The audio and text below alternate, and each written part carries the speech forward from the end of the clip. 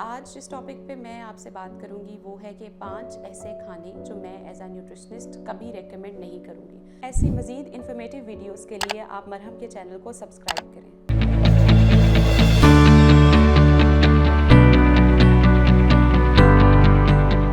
अस्सलाम वालेकुम, मेरा नाम ज़ैनब इलियास है। मैं क्लिनिकल न्यूट्रिशनिस्ट हूँ, जिसे सादा ज़ुबान में माहिर ग़िज़ाइयत भी कहते हैं।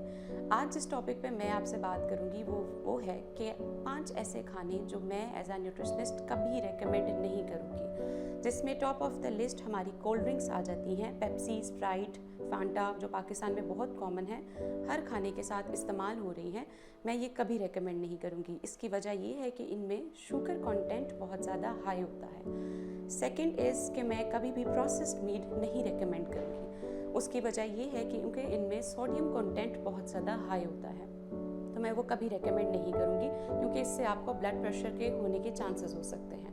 थर्डली, इंस्टेंट नूडल्स बहुत कॉमन है, हर बच्चा रोज़ाना इस्तेमाल कर रहा है, लंच बॉक्स में लेकर जा रहा है। जब भी ये वर्ड किसी भी प्रोडक्ट के साथ यूज़ होता है इंस्टेंट, तो ये बहुत अलार्मिंग होता है, क्योंकि they have done something to the product to make it instant.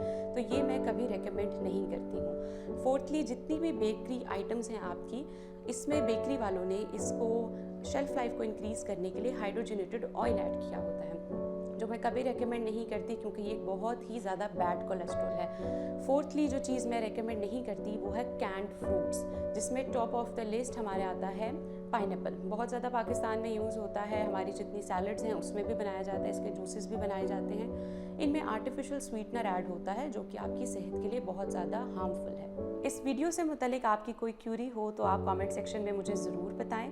मुझसे कंसल्टेंसी के लिए ऑनलाइन या इन क्लिनिक आप मरहम के थ्रू मुझसे रब्ता कर सकते हैं।